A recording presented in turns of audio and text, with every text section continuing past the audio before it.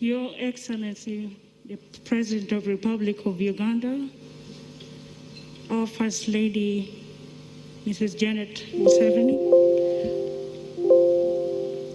Your Excellency, Vice President, and all protocol observed, and as established by my brother. My name is Diana Acheng.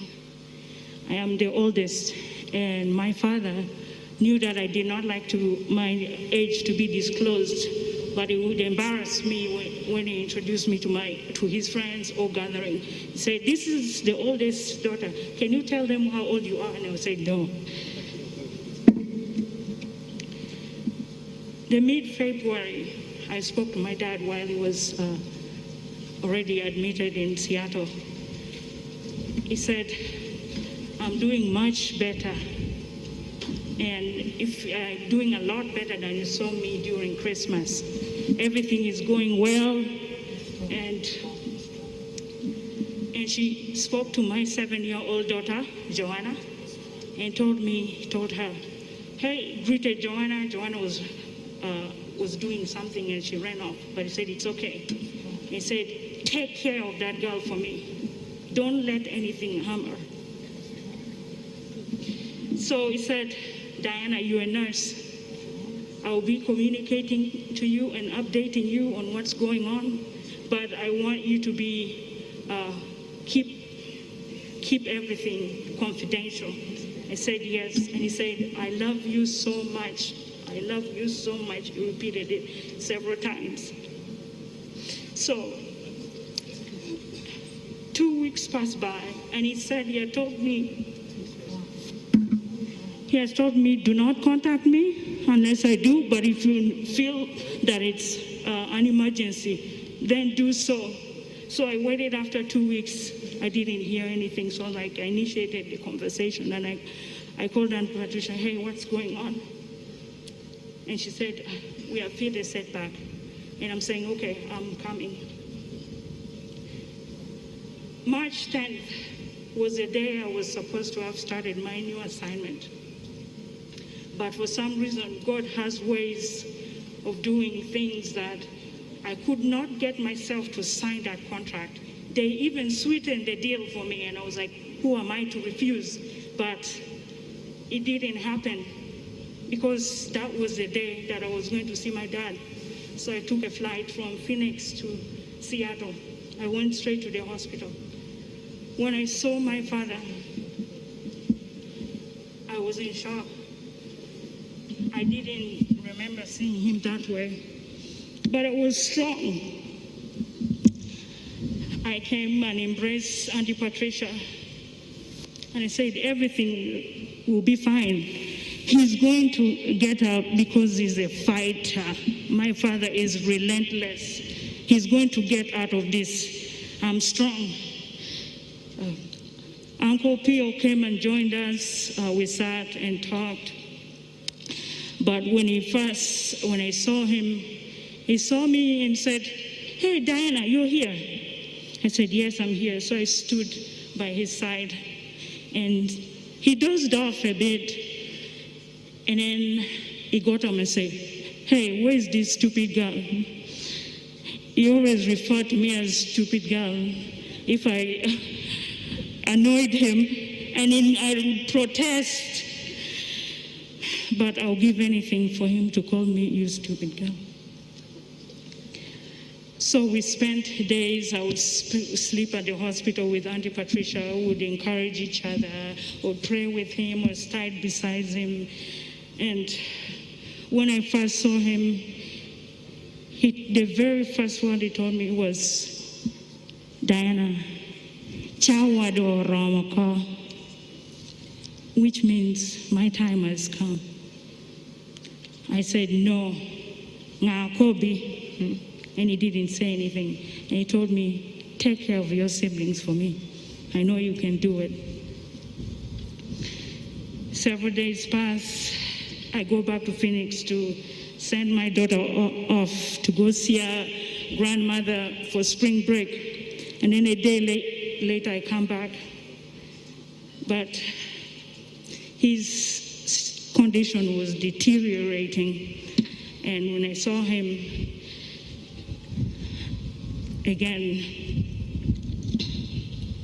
I just broke down and I just cried the entire time. I became so angry. I told him, "Daddy, why are you giving up? You're strong, you're a fighter, you've told us not to give up, why are you not fighting?" His last words to me were, "Diana, life is delicate. Handle it with care." He had difficulty talking, he couldn't talk or articulate words, but every now and then he would say something that was meaningful.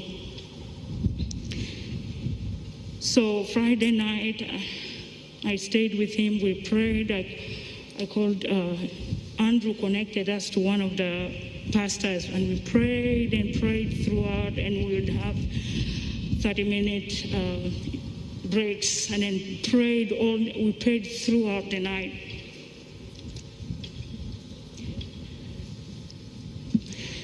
So Saturday, Ezra came and joined us.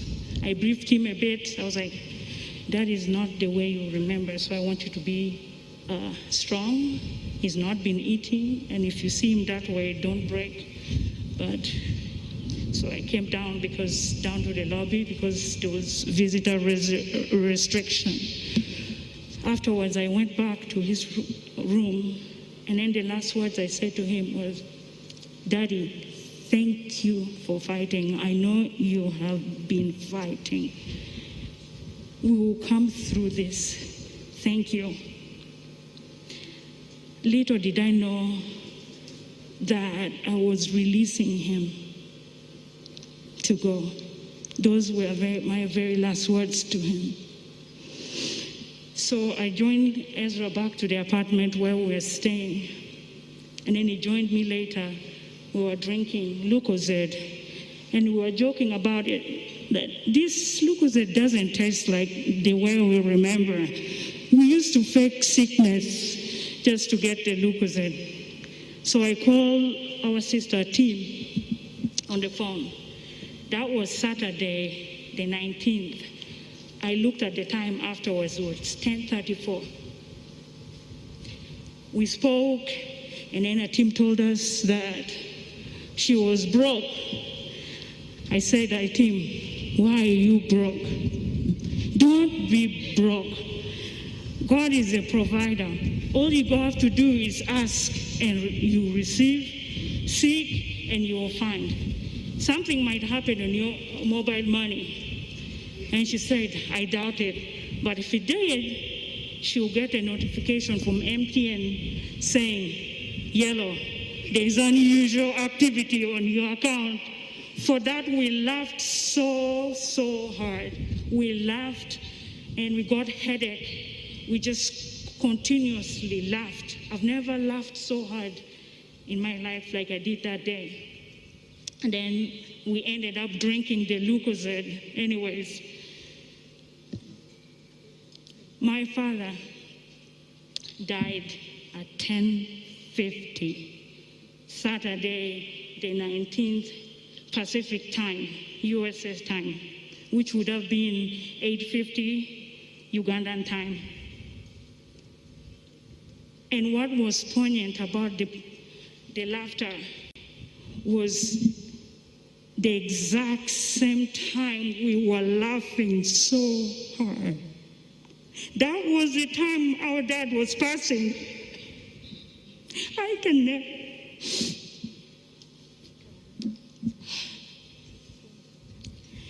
Later in the night, Auntie Patricia came. I looked at her, I was like, "This cannot be right. She shouldn't be here." And she told us it's gone. I froze.